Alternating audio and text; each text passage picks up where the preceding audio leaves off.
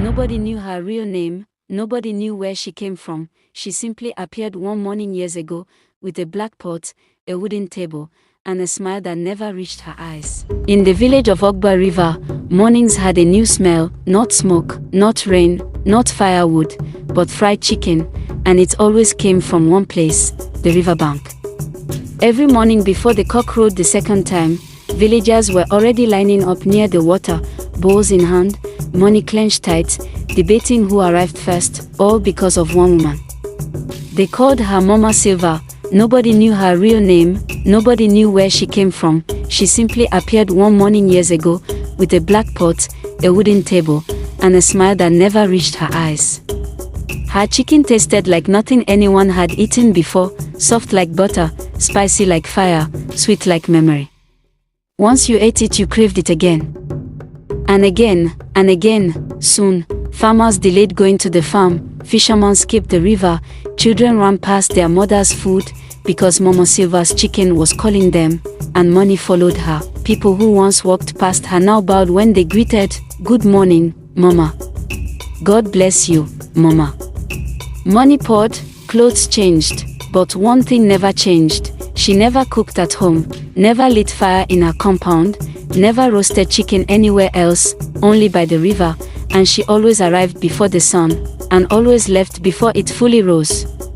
One day, a small girl asked her mother, "Mama, where does Mama Silva buy her chicken from?" Her mother swallowed hard. "We don't ask such things." Another woman once joked, "If her chicken is so sweet, maybe it's from heaven." Mama Silva looked up slowly, and smiled.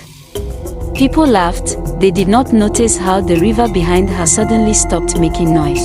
Mama Silva did not always sell chicken. Once, she was just like other women. Hungry, tired, invisible.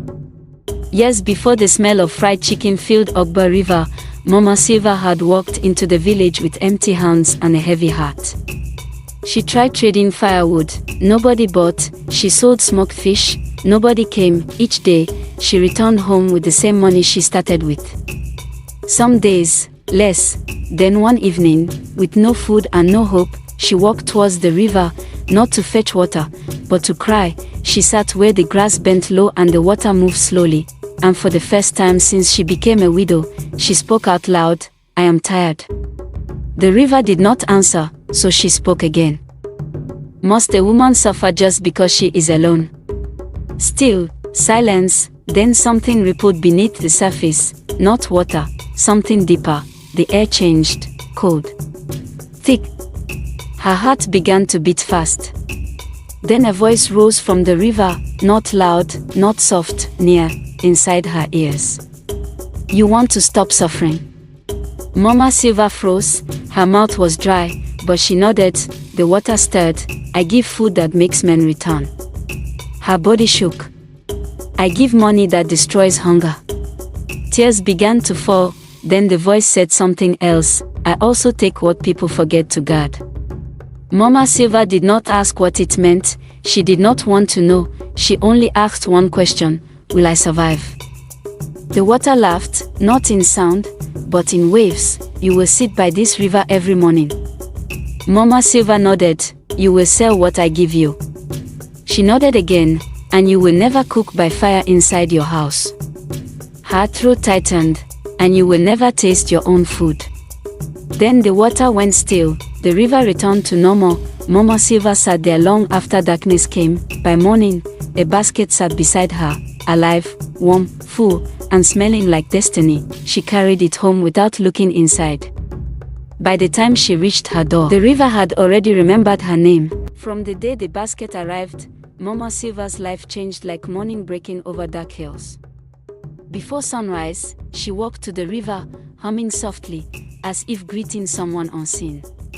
She always returned with the same woven basket, tightly covered. No one ever saw her open it in public. No one ever saw her cook anything either, yet, by 6 o'clock every morning, the smell of fried chicken filled the entire village. People woke up hungry. People who never ate breakfast suddenly craved it.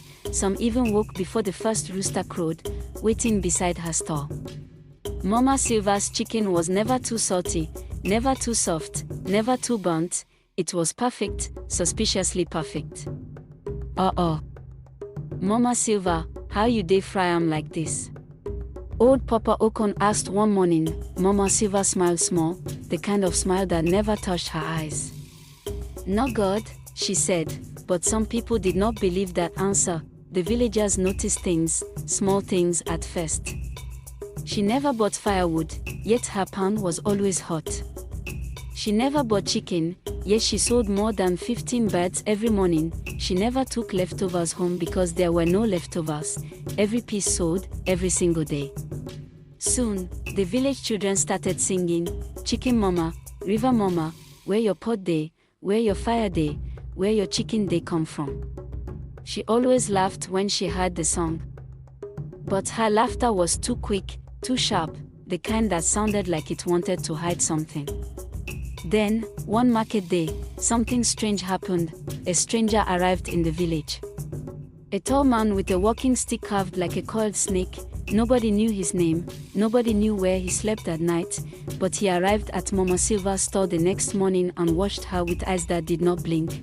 When she handed him a piece of chicken, he smelled it, the way a hunter smells a trap. Then he whispered, almost too low to hear, "You are feeding them what does not belong to this world." Mama Silva froze, her smile died completely.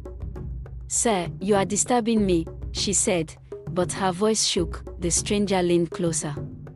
"The river has given you a gift," he murmured, "but the river never gives without asking something back." Mama Silva's knees weakened, but she forced out a smile because people were watching. The stranger tapped his walking stick twice on the ground, then he said one thing that made her grip the tray so tightly her fingers turned white. "When the river begins to collect its payment, you will hear the first warning in the morning." With that, the man walked away, disappearing into the crowd like smoke. Mama Silva's hands trembled, because she knew something the villagers didn't. The river spirit had never spoken to her again, not once, not even to remind her of the bargain. And now, the morning wind felt colder, too cold, as if something had woken up inside the river, waiting, watching. The next morning, the village of 𝐄𝐥'𝐬 River woke up to silence. No smell of fried chicken, no early queue, no laughter by the riverbank. Mama Silva did not come. At first, people were relieved, then they became uneasy. By mid-morning, whispers filled the village. Maybe she is sick. Maybe she traveled. Maybe the river chased her away. Some villagers decided to check her house. They found the door open. Inside, everything she owned was still there, her fine clothes, her money bowls, her shiny wrappers, but Mama Silva herself was gone. They followed her footprints toward the river. They stopped when they reached the bank. There were no footprints returning, only one thing lay near the water. Her woven basket, empty, dry, and old, as if it had never held anything special. The elders were called. They stood by the river, quiet and afraid. One of them finally spoke. "We warned ourselves, but we loved sweetness more than wisdom." As if answering him, the river stirred gently, not angry, not violent, just calm. Then a voice rose, not for the ears, but for the heart. What is given by the river is not owned by the hand. From that day, the river returned to normal. No strange silence, no strange cold, but the taste of Mama Silva's chicken never left the people's memory. I'm glad you joined us till the end of this story. I am sure Dom, and I will see you on the next one.